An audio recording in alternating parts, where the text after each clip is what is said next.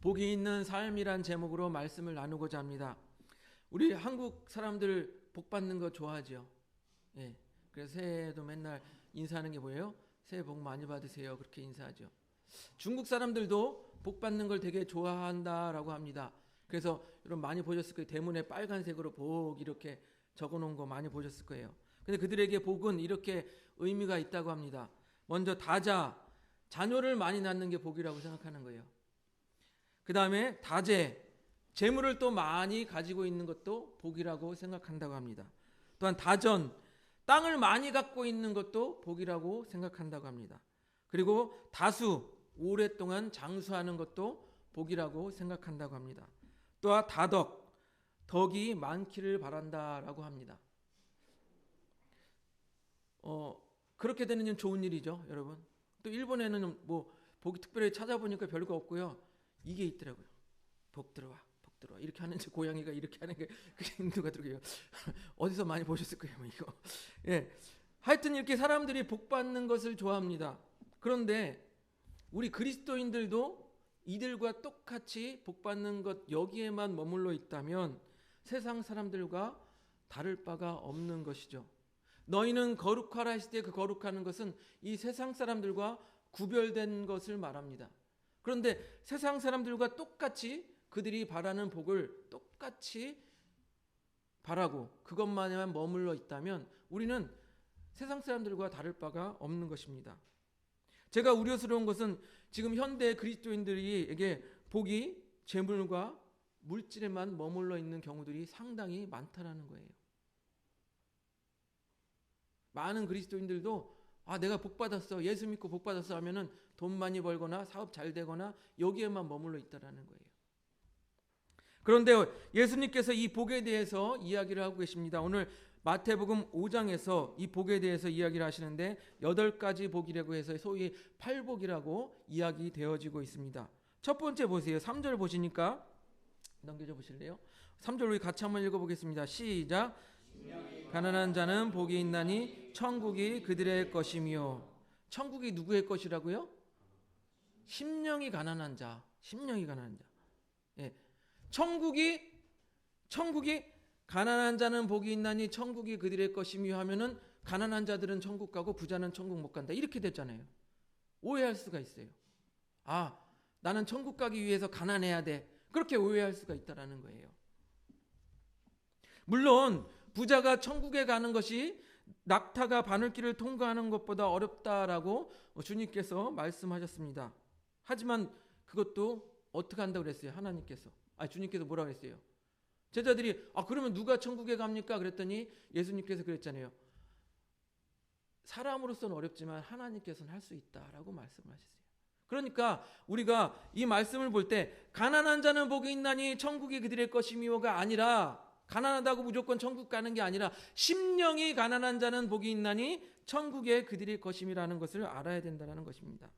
여기서 가난하다라는 말은 헬라어로 한푼 없이 파산한 사람을 말한다고 합니다. 파산한 사람. 그래서 심령이 가난하다라는 것은 이 영혼이 파산한 것을 말하는 거예요. 무슨 말인지 이해가 되십니까? 영혼이 아무것도 없이 영적으로 파산한 사람을 말하는 거예요. 그래서 심령이 가난한 사람이란 하나님 앞에서 이 영적으로 파산한 선고를 받은 자임을 인정하는 사람이라는 거예요. 영적으로 파산 선고를 받은 것을 인정한다는 것은 무엇이냐? 내가 영적으로 죽었습니다. 내가 영적으로 죄인입니다. 그것을 하나님 앞에서 인정하는 사람이라는 것입니다. 즉 무엇이냐? 하나님 앞에서 하나님, 저는 선한 것이 아무것도 없습니다. 하나님 앞에 저는 죄인입니다. 이렇게 인정하는 사람이 심령이 가난한 사람이라는 것입니다. 그래서 내가 죄인이고 심령이 가난하기 때문에 무엇을 애타게 찾아요? 예수를 애타게 찾는 거예요. 예수 그리스도를 애타게 찾는 거예요. 그렇게 예수 그리스도를 애타게 찾는 사람들에게 뭐라고요? 천국이 그들의 것이며 라고 말하고 있는 것입니다. 교만한 사람은요, 예수가 필요 없다고 말합니다. 자기 잘난 맛에 살아가고 내가 잘났기 때문에 이렇게 잘 살고 있는 거야. 이렇게 생각합니다.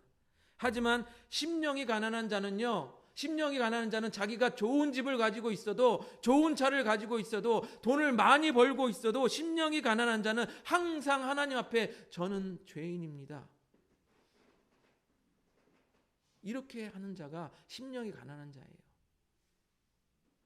그래서 나는 죄인이기 때문에 예수가 필요합니다. 이렇게 하는 자가 심령이 가난한 자라는 것입니다.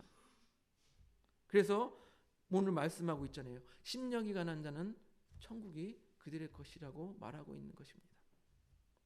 제가 전도할 때, 예전에 초등학생에게 전도를 할 때 그랬어요. 초등학생에게, 야 너는 왜 태어나서 왜 살고 있냐? 그거 아냐? 그랬더니 자기도 생각해봤는데 모른대요. 그래서 제가 말해줬어요. 야, 세상에서는 그걸 말해주는 사람이 없어. 학교에서도 그냥 뭐 진화해서 뭐 이렇게 동물에서 이렇게 됐다고 말하지, 왜 태어나서 왜 사는지 말해주지 않아. 뭐 기껏 뭐 한다는 말은 왜 사는지 물으니 웃지요. 그냥 웃지요. 이딴 소리는 하고 있다고. 그냥 태어났으니까 살지요. 이딴 소리는 하고 있어요. 보세요. 뭔지 멋있어 보이잖아요. 왜 사는지 묻거든 그냥 웃지요. 뭔지 왠지 멋있어 보이잖아요. 그런데 모른다는 뜻이에요. 왜 사는지 모른다는 뜻이에요. 생각해 보세요. 그냥 웃지요. 모른다는 뜻이에요. 예. 하지만 성경은 분명히 말하고 있습니다. 하나님께서 우리와 아름다운 교제를 나누기 위해서 우리를 창조하였다라고 분명히 말하고 있어요. 그리고 우리가 하나님의 뜻을 쫓아 하나님의 뜻을 따라서 살기를 원하신다라고 분명히 말하고 있습니다. 그러나 우리 인간이 교만해져서 어떻게 돼요? 하나님이 필요 없다고 하고, 그리고 인간이 교만해져서 내 마음대로 살겠다고 하는 것이 바로 그게 죄예요.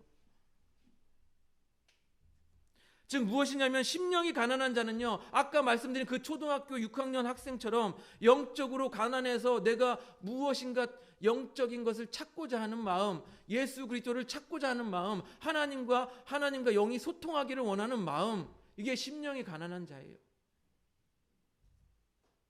그래서 심령이 가난한 자는 복이 있다고 말하면서 그들이 천국을 소유하게 될 것이라고 말하고 있는 것입니다. 두 번째 복은 이것입니다. 넘겨줘 보세요. 같이 읽습니다. 시작. 애통하는 자는 복이 있나니 그들이 위로를 받을 것이며. 이것은 앞에서 심령이 가난한 자와 연결이 돼요. 앞에서 애통하는 자라는요, 헬라어로 가까운 사람이 죽어서 막 슬피 우는 거예요. 예, 여러분 가까운 사람이 돌아가시면 엄청 슬피 울잖아요. 그것을 말합니다. 그러니까 무엇에 대해서 이렇게 슬피 애통하며 우느냐? 바로 하나님 앞에서 자기 죄에 대해서 깨달아져서 슬피 통곡하며 우는 것을 말합니다. 즉 하나님 앞에서 회개하는 것을 말해요. 앞에서 말씀드린 것 같이 심령이 가난한 자는요, 가난한 사람은 하나님의 그 창조 목적대로 하나님을 찾습니다. 그런데 하나님을 찾을 때 뭐라고 고백합니까? 주님, 하나님, 저는 하나님의 뜻대로 살아가지 못하였습니다. 저의 죄를 용서하여 주시옵소서. 이렇게 고백하잖아요. 그러면 그 죄를 고백하면서 통곡하며 우는 거예요. 하나님 이 죄를 어떡합니까? 하나님 이 죄를 어떡합니까? 하며 통곡하며 우는 거예요. 애통하는 거예요. 즉 자신의 죄에 대하여 슬퍼하는 사람은 어떻게 한다고요? 하나님의 위로를 받을 것이라 라고 말하고 있는 것입니다. 제가 어렸을 때는 교회 나가면 도저히 이해가 안 됐어요. 저 권사님은 얼마나 죄가 많길래 맨날 저렇게 울까? 저 집사님은 얼마나 죄가 많길래 맨날 주야 하면서 울까? 이해가 되지 않았어요. 그런데 제가 그 죄를 깨닫고 하나님 앞에 죄를 깨닫고 회개하는 경험을 했을 때 얼마나 애통하며 울었는지 몰라요. 그렇게 하나님 앞에 애통하면서 울며 죄를 고백하였더니 하나님께서 위로를 해주시는 거예요. 이해가 되십니까? 애통하는 자는 그렇게 애통하고 하나님의 위로를 받게 되는 것입니다. 그리고 세 번째 5절을 보겠습니다. 넘겨주세요. 같이 읽습니다. 시작. 온유한 자는 복이 있나니 그들이 땅을 기업으로 받을 것이며. 온유한 사람은요, 약한 사람을 말하는 것이 아닙니다. 온유한 사람은요, 부드럽지만 강한 사람을 말합니다. 노자는 말하기를요, 이 세상에 물처럼 부드럽고 유연한 것이 없지만 또한 한편 물처럼 강하고 큰 힘을 가진 것이 없다라고 말했습니다. 그래서 이 온유한 사람은 연약해 보이지만 사람들을 사랑과 인내로 친절로 이렇게 대할 수 있는 사람이 온유한 사람인 거예요. 그래서 그런 사람들은 겉으로 보기에는 연약해 보이지만 사람들에게 인정을 받고 결국에는 땅을 차지하게 되는 것입니다. 우리 예로 다윗을 보세요. 다윗은요, 자기를 죽이려고 쫓아오는 사울에 대해서 어떻게 했습니까? 당장에 죽일 기회가 있어도 2번이나 죽이지 않았어요. 사울 왕을 굴에서 몰래 죽일 수 있는 기회가 왔음에도 불구하고 그의 옷자락만 자르고 죽이지 않았어요. 그랬더니 결국에 어떻게 됐습니까? 다윗의 손에 사울이 죽은 것이 아니라 하나님에 의해서, 다른 사람의 손에 의해서 그 사울 왕이 죽게 되어지는 것을 보게 됩니다. 그래서 다윗이 어떻게 됐죠? 왕이 되고 땅을 차지하게 되었잖아요. 그래서 시편 37편 11절은 이렇게 말합니다. 넘겨줘 보세요. 같이 읽습니다. 시작. 온유한 자는 땅을 차지하며 풍성한 화평으로 즐거워하리로다. 아멘. 예, 그렇습니다. 온유한 자는 이렇게 땅을 차지하게 되는 것입니다. 그리고 네 번째로 6절을 보겠습니다. 6절 넘겨주세요. 같이 읽어보겠습니다. 시작. 의에 줄이고 목마른 자는 복이 있나니 그들이 배부를 것이며. 여기서 의에 줄이고 목마르다라는 것은 갈급한 것을 말합니다. 갈급한 것. 반대로 배부른 것은 무엇입니까? 만족한 상태를 말합니다. 정리하면 하나님의 의에 대하여 갈급한 사람은 만족한 삶을 살게 될 것이다 라고 말하고 있는 거예요. 사랑하는 성도 여러분, 지혜로운 사람은 어떤 사람일까요? 당장의 눈앞의 이익만 바라보는 사람이 지혜로운 사람일까요? 아니면 더 큰, 더 멀리 보는 사람이 지혜로운 사람일까요? 당장 자기 앞의 이익보다 그 의를 생각하는 사람이 지혜로운 사람일 것입니다. 예전에 어느 다큐멘터리에서 이런 것을 보았어요. 여러분, 그 아보카도라고 아세요? 뭐 이렇게 파란색 호박같이 생겼는데 안에 뭐 기름져 가지고 막 그런 그 과일이 있는데, 그 과일이 막 인기가 많으니까 남미에서 그 아보카도를 재배하기 위해서 온통 막 지하수를 막 파가지고 막 갖다가 쓰는 거예요. 그러니까 이 작물을 하기 위해서는 물을 많이 써야 되는 거예요. 물을 많이 써야 되는 거예요. 그런데 그렇게 아보카도가 인기가 많으니까 지하수를 여기서 끌고 여기서 또 뚫고 막 갖다가 쓰다 보니까 어떻게 됐냐면 지하수가 고갈이 됐대요. 그럼 아보카도를 또 재배할 수 있어요, 없어요? 결국 무엇입니까? 당장 눈앞의 이익만 바라보다가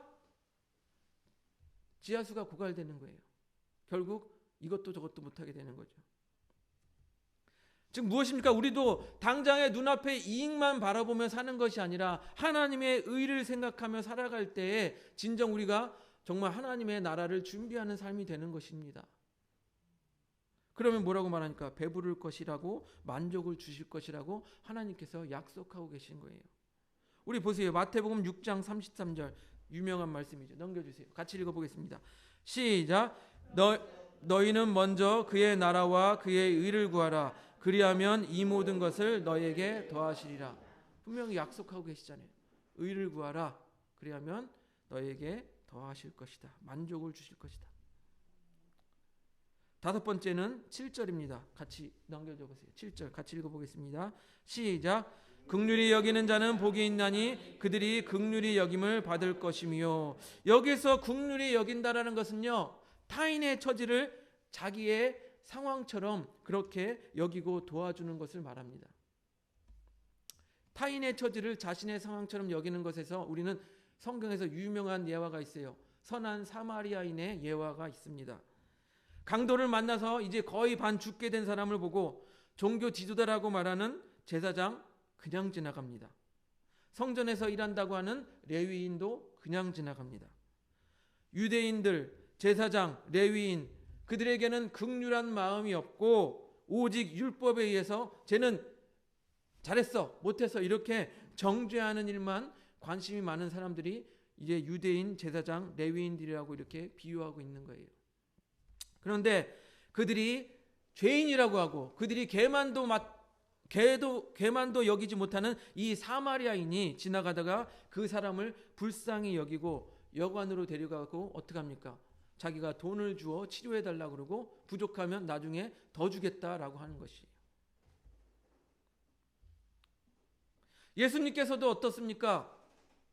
예수님께서도 하늘의 신으로 군림하는 것이 아니라 사람들을 정죄하고 심판하는 것이 아니라 하늘에서 쭉 내려보면서 내가 너의 죄를 심판하노라 번개 쫙 이렇게 하는 것이 아니라 어떻게 했습니까? 사람의 몸으로 이 땅에 오셔서 사람과 동일하게 고난을 받으셨어요. 그게 바로 예수님이에요. 이것이 바로 성육신하신 사건입니다.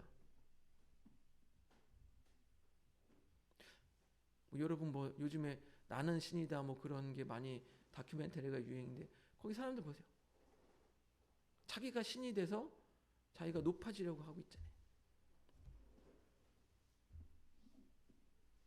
이와 같은 이유로 사람들을 정죄하고 비판하기보다는 긍휼한 마음으로 바라보시기를 바랍니다. 그러면 어떻게 한다고요? 긍휼히 여김을 받을 것이라고 말합니다. 우리말로 쉽게 말하면 무엇입니까? 용서하는 사람이 용서를 받을 것이라는 거예요. 여러분 용서하는 사람이 용서를 받게 된다는 것입니다. 6번째 8절을 보겠습니다. 같이 읽습니다. 시작. 마음이 청결한 자는 복이 있나니 그들이 하나님을 볼 것이미요. 여기서 청결을 뜻하는 헬라어는 순수함, 깨끗함을 말합니다. 즉 하나님을 보기 위해서 순수하고 깨끗한 마음을 가져야 한다라는 것인데 하나님의 구원의 은혜를 맛보기 위해서 또는 우리가 예수님을 인격적으로 만나기 위해서 우리가 선행되어야 할 것이 무엇입니까? 우리에게 먼저 선행되어야 될 것이 바로 회개예요. 자기의 죄를 고백해야 깨끗한 우리의 심령 위에 성령께서 임할 수 있는 것입니다. 우리 안에 죄로 가득 차 있으면 성령이 들어오실 수가 없어요. 이 죄를 해결해야 돼요. 그래야 예수님을 만날 수가 있습니다. 그래서 회개하여 깨끗한 마음이 되었을 때 하나님을 볼 수 있다라는 것입니다. JMS가 뭐라고 합니까? 하나님을 보고 싶냐? 나를 봐라. 나를 봐라 그러고 있는 거예요. 예. 또한 우리가 하나님을 보기 위해서 순수하게 하나님만 바라보는 눈이 있어야 하는 것입니다. 여러분 한쪽 눈은 하나님을 바라본다고 하면서 한쪽 눈은 재물을 바라본다면 우리는 눈이 어두워져서 절대로 하나님을 볼 수가 없어요. 여러분 우리 눈으로 한쪽은 하나님 바라보고 한쪽은 재물을 바라볼 수 있어요? 하나님 또 인간은 또 그렇게 만드셨어요. 두 눈이 이렇게 초점을 맞아야 볼 수 있지 이렇게 각각 따로 볼 수 없게 만드셨더라고요. 여러분 그렇게 볼 수 있습니까? 한쪽 눈은 여기 보고 한쪽 눈은 이렇게 볼 수 있습니까? 못하죠. 그렇습니다. 그래서 우리가 두 주인을 섬길 수 없다라고 말씀하시는 것입니다. 또한 우리가 마음만 비운다고 하나님을 볼 수 있는 것은 아닙니다. 여러분 귀한 그 비유가 있잖아요. 귀신이 들린 자에게 귀신이 쫓겨났어요. 근데 그 안에 마음이 비워진 그 안에 성령으로 채워지지 아니하니까 어떻게 됐어요? 나중에 더 많은 귀신이 들어왔다라고 말하고 있지 않습니까? 우리가 하나님을 보기 위해서 청결한 마음을 가져야지만 그 안에 무엇을 채워야 한다고요? 성령의 은혜를 채워야 하는 것입니다. 성령을 채워야 하는 것입니다. 그래서 우리가 어떻게 한다고요? 하나님을 보기 위해서는 청결한 마음을 가지시기 바랍니다. 그리고 7번째 9절을 보시기 바랍니다. 넘겨주세요. 같이 읽습니다. 시작. 화평하게 하는 자는 복이 있나니 그들이 하나님의 아들이라 일컬음을 받을 것이며. 예수님의 가장 큰 사역이 무엇이었습니까? 바로 하나님과 우리 죄로 인하여서 막힌 담을 예수님께서 허시고 중보자가 되신 거예요. 화평케 하신 거예요. 그렇게 하나님과 우리와의 관계를 회복시키시기 위해서 오신 것이 바로 예수 그리스도인 것입니다. 그래서 우리도 예수님처럼 하나님을 믿지 않는 사람들에게 어떻게 돼요? 하나님을 소개하고 하나님을 전하고 하나님과의 관계를 회복시켜야 되는 거예요. 그게 우리가 해야 될 역할인 것입니다. 그리고 사람과 사람 사이에 불화가 있을 때 우리가 그 사이에서 중재자가 되어야 하는 것입니다. 그들을 화평하게 한다면 하나님의 아들이라 일컬음을 받을 거라고 오늘 말씀하고 있는 것이에요. 왜요? 예수님이 그렇게 하셨기 때문에 우리도 그렇게 중재자가 되고 하나님과의 관계를 회복시키고 사람과 사람 관계를 회복시키면 우리도 어떻게 한다고요? 하나님의 아들이라 일컬음을 받게 된다라는 것입니다. 그런데 여러분, 사람 사이의 평화를 유지하기 위해서는 희생이 됐다랍니다. 희생이 됐다 그랬죠. 뭔가를 희생해야 돼요. 나의 어떤 나의 자존심, 나의 욕심, 나의 가진 것, 이런 것들을 포기해야 그 안에 화평을 유지할 수가 있는 것입니다. 그래서 우리도 예수님을 따라 화평하게 사시는 삶을, 화평하게 하는 삶을 사시기를 바랍니다. 그리고 8번째, 같이 한번 읽어보겠습니다. 10절 시작.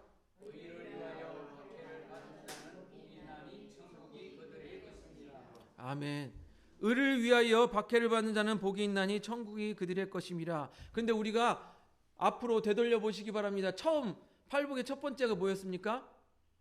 심령이 가난한 자는 복이 있나니 뭐라고요? 천국이 그들의 것임이라고 했죠. 근데 이번에 8번째도 뭐라고요? 8번째도 마지막에 의를 위하여 박해를 받는 자는 복이 있나니 뭐라고요? 천국이 그들의 것임이라고 말하고 있어요. 처음에도 천국이 그들의 것임이라, 마지막에도 천국이 그들의 것임이라. 여러분 이걸 뭐라고 그래요? 두괄식이라고 그러죠. 글 쓸 때 그 주제를 앞에도 쓰고 끝에도 쓰는 걸 양괄식이라고 그러죠. 죄송합니다. 양괄식이라고 그러죠. 마찬가지로 예수님께서 가장 중요하게 하시고 싶은 말씀이 뭐였어요? 천국을 소유하는 백성이 되라는 것이죠. 그러니까 팔복에서 첫 번째도 마지막에도 이렇게 말씀하고 계시는 것입니다.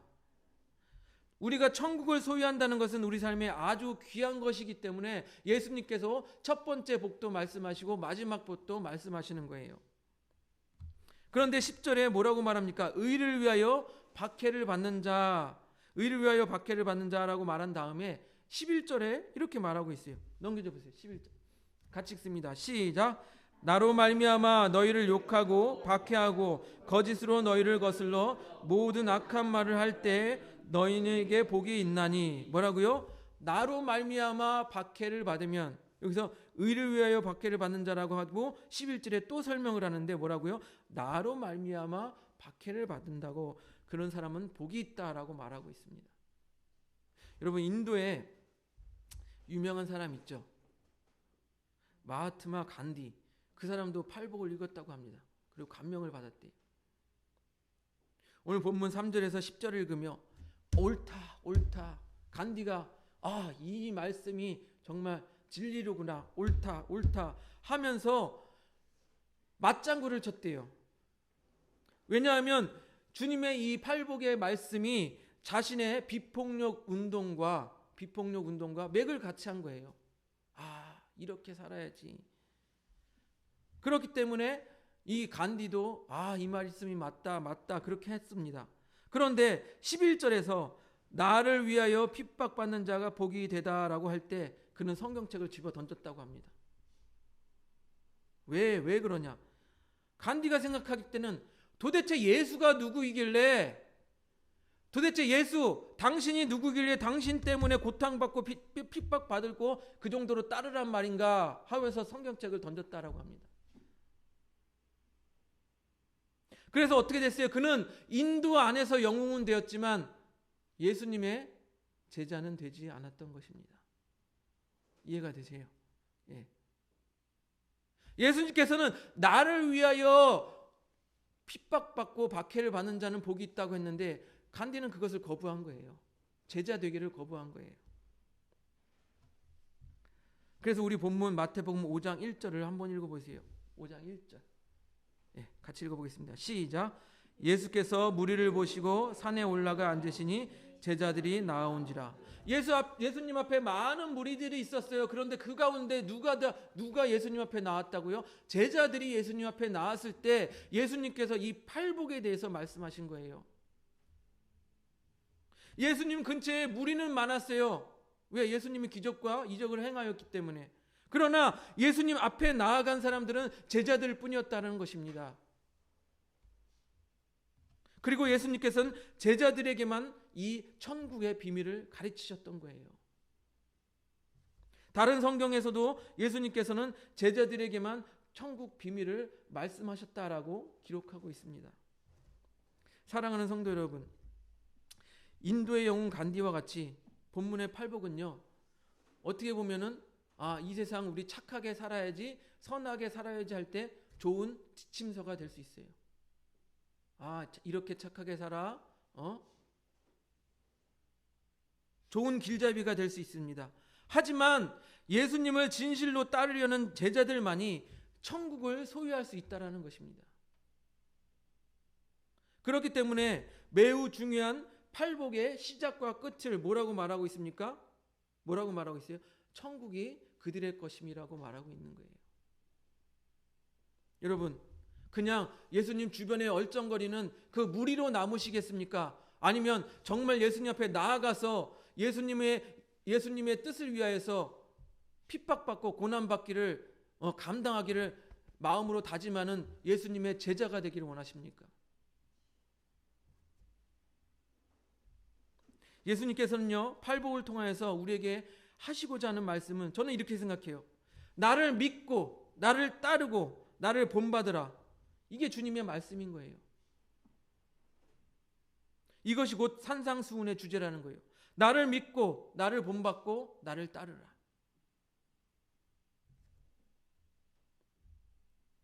하지만 이 말씀이 예수 그리스도를 영접하지 않은 자들에게는 뭐예요? 그저 이 세상 착하게 사는 길잡이밖에 안 되는 거예요. 그런 사람들에게는 이 천국에 관한 말씀이 아무런 효력이 없는 것입니다. 예수님을 믿고 예수님을 따르는 자,